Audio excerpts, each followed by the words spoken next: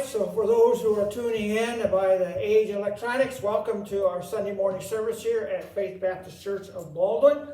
And the title of the message today is The Incarnation and the Rapture.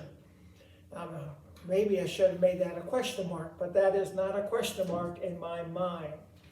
I began to think about this as we were approaching the Christmas season.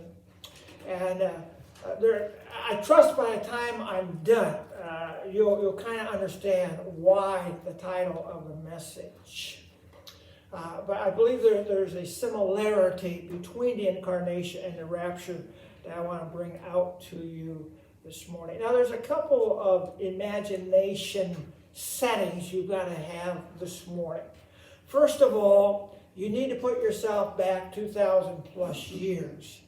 You're I'm going to say a teenage, just for a grouping. Or you could be a young adult, Jewish man or girl, young lady or young man. You're Jewish. And you have an interest in this concept, in this truth of the Messiah coming. So you are before the Nativity. You are before the manger of Bethlehem. You are before the birth of the Christ child. So one of the imaginations you got to put your mind to is you are younger and you're interested in the messianic prophecies. Secondly, it's important that you live in Jerusalem, where you can have access to some of the scriptures, the hub of Jewish thought, and so forth and so on. So you're living in Jerusalem. And then thirdly, it would be advantageous to you in your imaginary thinking here that either you have an uncle, you have a very important relative that may be a rabbi, a lawyer, or a scribe. And why? Because then you can say, I would like to read Daniel. And they can go fetch you a copy of Daniel. Or you might say, well, I want to read something from Isaiah. So they can go and lug this big parchment of Isaiah. And so those three things help for our setting. A lot of this you're going to know. This is not an evangelistic message this morning at all. I want it to be a challenging message, though, but you're going to have to just kind of stay with it as we go through.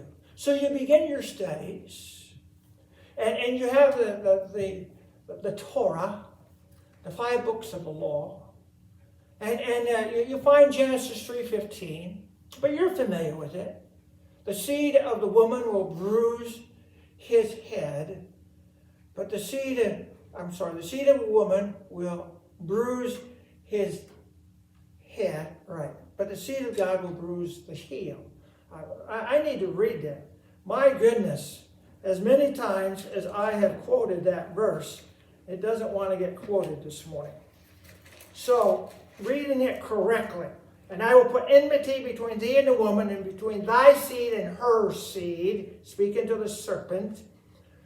It shall bruise thy head, and thou shalt bruise his heel. You're familiar with that, but you read it and you say, okay, because that's the beginning of the prophecies of the Messiah. And then you find Genesis chapter 12, and you read where God goes from the bulk of humanity to one man, one woman, one family. Abraham and the blessings that come from there. And so no longer do you have to wonder, well, where's God going to go with this? God tells us where he's going to go with it. Abraham and Sarai, or I should say Abram and Sarai, and later Abraham and Sarah. So from many to one. And then there's an interesting, turn it if you would, over to Genesis 49. I think many times we may miss this. But as a young potential scholar, being interested in this, and as you're reading through, and maybe you asked your relation, where are some important texts that I should be thinking about on this? And I trust that they would say, well, you need to pay attention to Genesis 49. Genesis 49, verse 1, and Jacob called his sons and said, gather yourselves together, that I may tell you that which shall befall you in the last days. The patriarch Jacob becomes a prophet to his sons. Now, this is not of his own wisdom. This is not of his own great brilliance. This is God speaking to Jacob. I don't know if audibly or silently, but then Jacob referring it to his sons, because he really had no idea. No more than I could give a blessing to my children and think that for some reason it's going to be true. But I want to go on here. So we're in Genesis 49. We're in verse 1. Now go to verse 8. And it says there, Judah, as he addresses his fourth son. Jacob's taken the sons. He started with Reuben, and then he went to Simeon and Levi. Now he comes to Judah, his fourth son. And he says, thou art he whom thy brethren shall praise. Thy hand shall be in the neck of thine enemies. Thy father's children shall bow down before thee.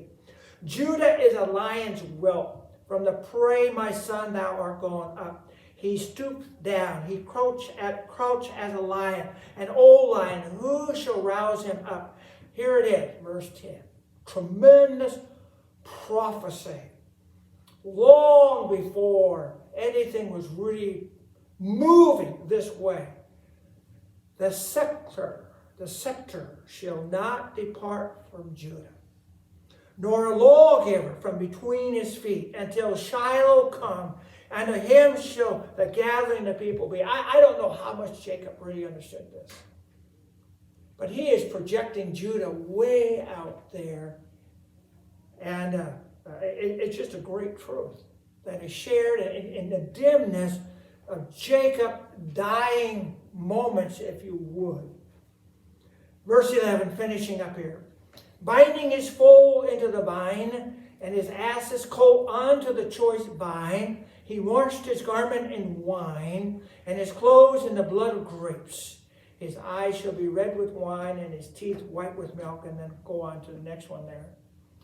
But here Jacob gives special understanding, again, that God is moving from 12 Jacob's children down to 1, Judah. And henceforth, the line is going to come through Judah. I'm off just a little bit here this morning, but I cannot help when I read this to think that Israel's first king wasn't David, of the line of Judah. It was who? Kish. And of what tribe? Have you ever thought about it? What tribe was Kish? Benjamin. Now, folks, there was no way Saul was going to remain, contrary to the prophecies of God. It was not a Benjamite that the scepter, that the kingdom would come from. It was Judah. And so as I read that, I just marvel how seemingly this thing is going in the wrong way, but only for a short time. And shall we say, not because God made a mistake, not because God didn't know, not because God forgot, but for whatever reason, God allowed Saul. I've been using the wrong name here. Saul as king, son of Kish. But God righted that, and he had that plan all along. So anyway, it's Judah. Then we go over to Exodus chapter 12. And we see over here in Exodus chapter 12 that how God is going to kind of bring more gather more together here. Exodus chapter 12, verse 2. And it says, "This month shall be unto you the beginning of months. It shall be the first month of the year to you." And then you go over to chapter 13 and verse 3. And you read this verse. "And Moses said unto the people, Remember this day in which ye came out from Egypt." The first month was the Passover month. The deliverance of Israel from Egypt. This is what Exodus 13:3 is saying. "In which ye came out from Egypt, out of the house of bondage. For by the strength of the hand of the Lord brought you out from this place. There shall no leavened bread be eaten there." And I think we need to go back here. It speaks of the Passover lamb. So back to chapter 12 and verse 3. "Speak ye unto all the congregation of Israel, saying, In the 10th day of this month they shall take to them every man a lamb, according to the house of their fathers, a lamb for a house." And of course, it was the blood of that lamb that was put over the lintel, the top of the door and down the doorpost. And as God came through the land of Israel and the land of Egypt that night, where the blood was, he passed over. That's the Passover. But where the blood wasn't applied, particularly in Egypt, the firstborn of everyone died, even of cattle. And so if you're a scholar, as we're trying to put this imaginary thing together, you're reading this and you're saying, okay, there's got to be a sacrifice of some kind. The lamb was a basic sacrifice, but the lamb only covers. Remember, folks, in the Old Testament, this is why there's always kind of a question mark hanging over these great saints of the Old Testament. Every saint that understood what the sacrifice was understood that their sins were not removed. Their sins were only covered. Now, there's a great difference of our sins, whether we cover them or whether they get removed. And so that's why you can go into the Old Testament and you can find all kinds of uncertainty about eternity. Because they knew that until God had made a provision to remove their sins, they was only covered. And if something is covered, it can be uncovered. Now, not that God did that, but that's kind of how we think. And so we find this Passover. And then Leviticus 17:11 says that the life is in the blood. I have given it to you upon the altar. For the life is in the blood. So the sufficiency, the necessity of the blood. Then we go over to 1 Chronicles. So we move from the Torah into the history books. And you go to your relative and says, I want to know more about David. And so he brings you 1 Chronicles. Now remember, at this time, the whole Old Testament's been written. It's been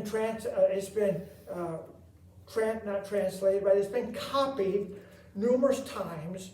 And so these books are available.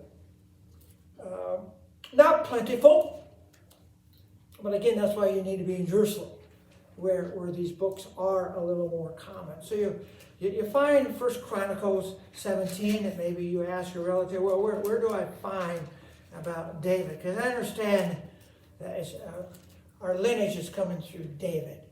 And so he says, well, you find this book called what we call 1 Chronicles, and you turn to chapter 17, and note there in verse 12, 1 Chronicles 17:12,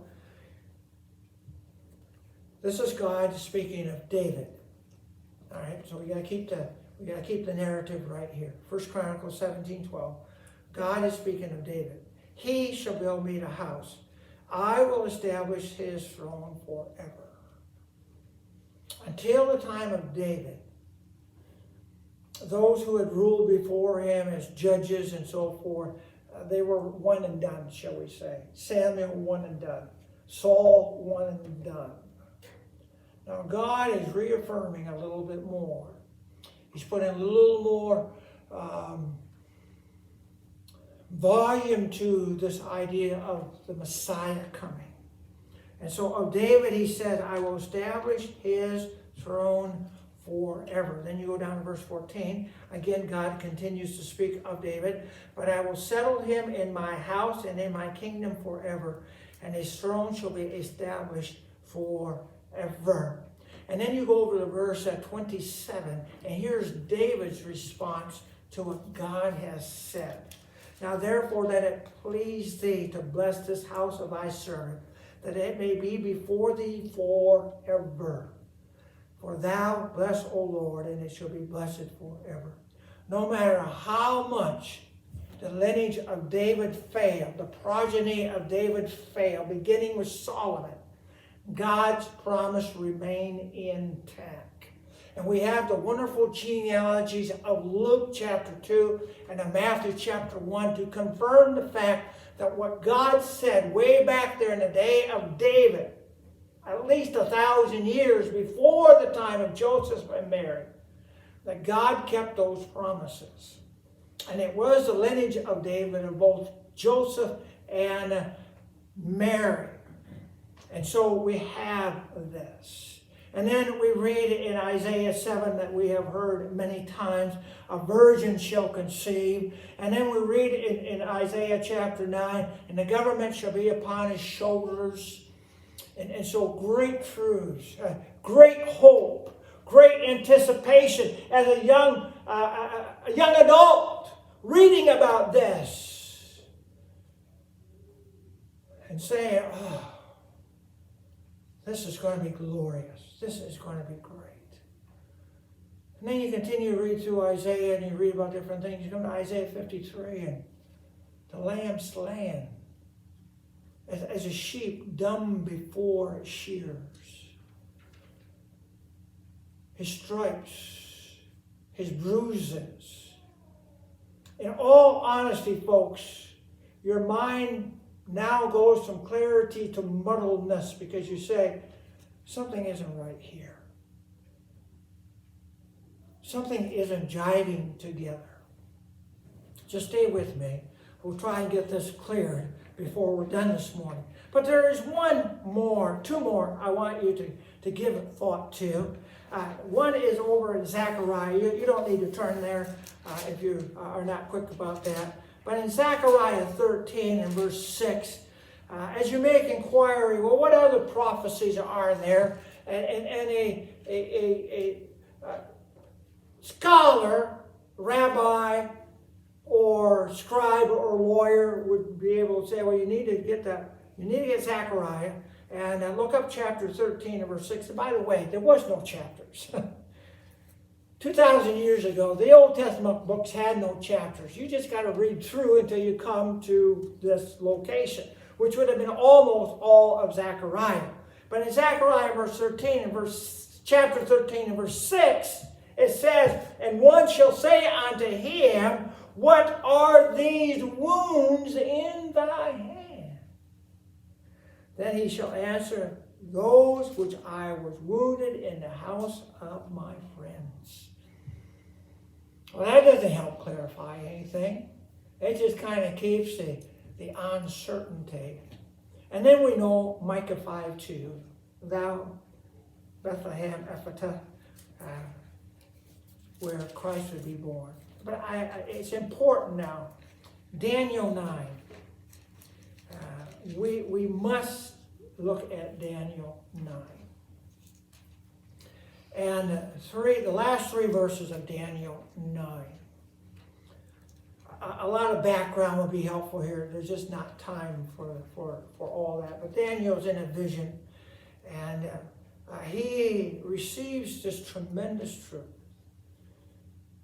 As far as I know, it's the only time in the Old Testament that God clarifies this truth. So in Daniel 9, beginning verse 24, 70 weeks are determined upon thy people and upon thy holy city, Jerusalem, to finish the transgression, to make an end of sins, to make reconciliation for iniquity, and to bring in everlasting righteousness, to seal up the vision and the prophecy, and to anoint the most holy. Now, A few of us could give a fairly good understanding of this. But you, as a young Jewish scholar, this does not make sense to you. It does not make sense to you.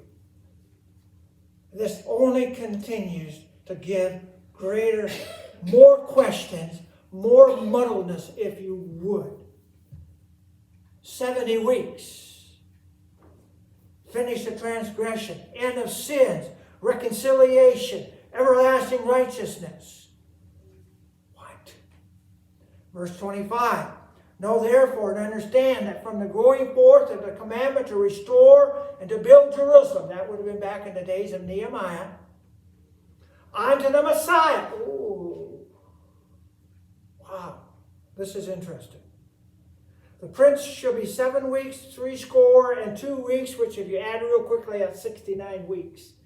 The street shall be built again and the wall even to the tribulous time. Now, this has all happened. You as a young scholar, this has all taken place. This is history even in your day. The 69 weeks from the time the wall, they begin to rebuild Jerusalem. You have that in your history. You can go back and check your history books and it's all there. The question mark is in verse 27. And he shall confirm the covenant with many for 1 week, and in the midst of the week he shall cause a sacrifice and obligation to cease, and for the overspreading of the abomination he shall make it desolate. This is the Antichrist, which means nothing particularly to you as a scholar, because that is New Testament. And the determined shall be poured out upon the desolate. We got to go back to verse 26. That at the end of the 69 weeks, the Messiah shall be cut off. Now, folks, sometimes we are so used to knowing what we know, we forget there were those who didn't know it. And you, as that young scholar, if you are thinking through this at all, there is a question that immediately pops into your mind. When? When will he be cut off? 10? Age 10? 25? 40? 60? You see, that question mark remains. Now, this is where I'm coming with all this.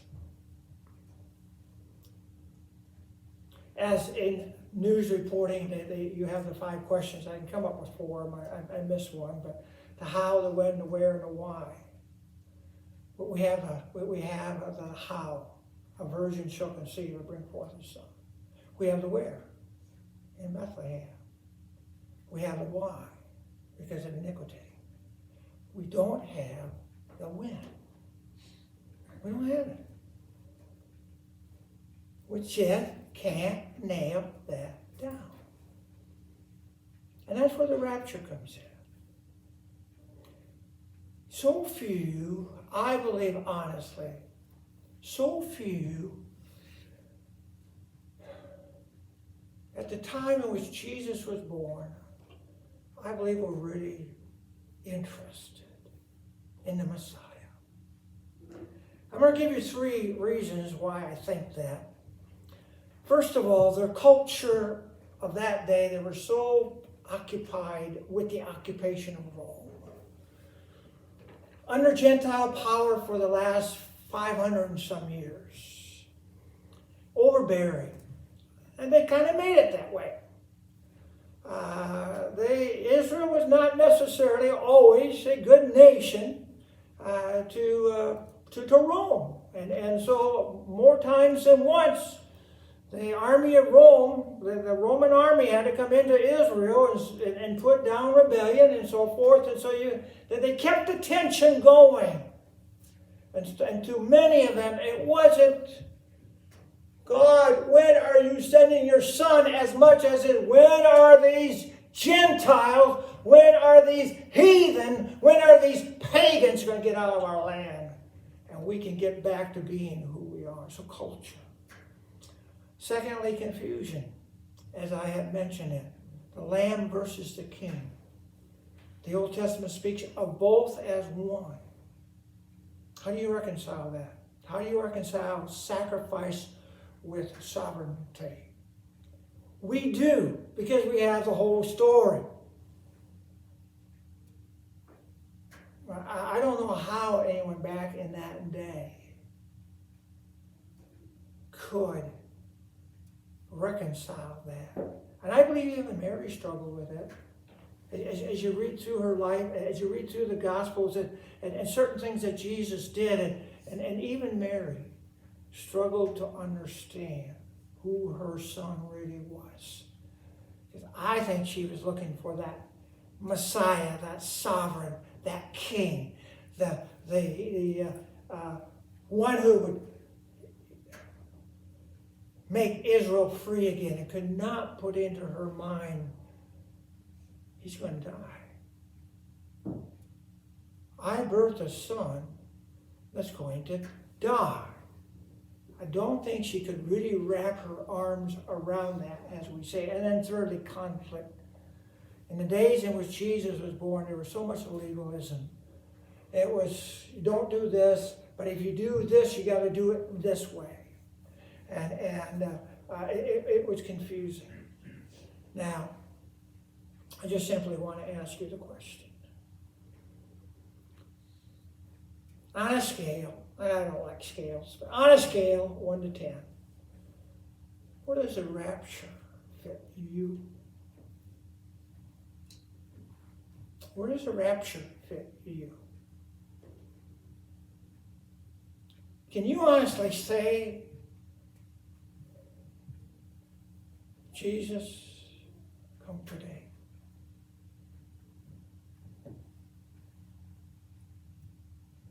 Because we also struggle with that when. Now, I don't always get this word out correctly, so I'm going to try it this morning. We say the return of Jesus is imminent. Still not sure I got it right. Basically meaning anytime. Meaning he can come back today. And I'm wondering if we are in the same struggle as Israel 2,000 years ago, as believers, as Bible-believing believers, that we're not too much caught up in our culture of the day. Prosperity. Well, I've got this. I want to enjoy a little longer. Well, I would like to be able to do this. And folks, there's nothing wrong with that, as long as it doesn't push aside the fact that Jesus Christ is coming again. And I think there's confusion. Our confusion is we look at America, and we're kind of basing prophecy on America. Now, don't misunderstand what I'm going to say next. Understand what I'm going to say next. God's eyes are not on America. Now, don't leave here and say, well God doesn't know about America. I'm not saying that. God's eyes are not on America. Where are his eyes? Israel. And if we are not interested in what's happening in Israel, we are going to be confused. Because we are going to weigh things on what's happening in America.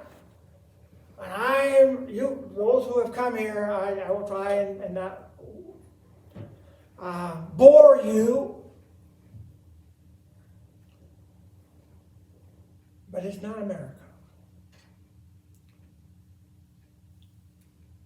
The election, I believe, has probably nothing to do with God's future plans. Now, he does with America, but not biblically. The election of 2020 has nothing to do with God's biblical plans of prophecy. Now, when you start hearing Israel is making peace treaties with her enemies, and her enemies are finally being trustworthy with them, then you better perk up your ears. That is where God is determining when and how things are going to happen. And I'm not going to get into where America fits, because honestly, let me just finish America with this statement. I don't believe America is mentioned at all in the Bible. Don't think you can find this. As far as that goes, I don't believe the Western Hemisphere is mentioned in the Bible at all. We are just not a part of the intimate plan of God. Now, let me also say today, I believe we're very important for the work of God. I believe America still stands at the top of the class for evangelism and for missionary work and in so many ways. But when it comes to the prophecies of God, we are not there. And so we confuse ourselves because we look at America and say, look what's happening in America. Yes, it needs to concern us. But that's not where God's eyes are. His eyes are on Israel. And then conflict. Oh my, how sad that so many today are not hearing the truth, but they're hearing God loves you. All is well. God loves you. He'll take care of you. Don't worry about it. Yes, God does love us in spite of who we are and what we do. But His love, I want to say, is qualifying. It's conditional. Don't just take the first couple words of John 3:16 and build your castle on that. Because God says, I so loved the world that I gave, that whosoever believeth might have everlasting life. And then baptism. Oh my. How many are believing in false doctrine of baptism? And then along with that doing good. So we have our conflict too in a religious circle. But I said all I said this morning to bring you back again. As it was 2,000 years ago. When is the Messiah coming? When is the Christ coming? When is this one coming to give us deliverance? Well, He came when He came. And as Galatians says, in the fullness of time, God sent forth His Son, born of a woman, born under the law, to redeem us. And He will send His Son again in His time.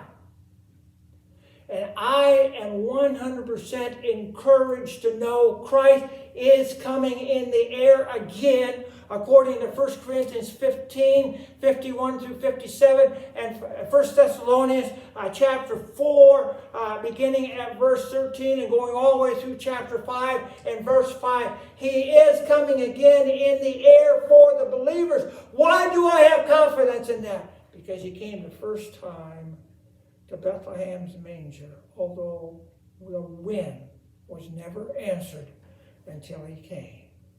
And the when of our rapture will never be answered until it happens.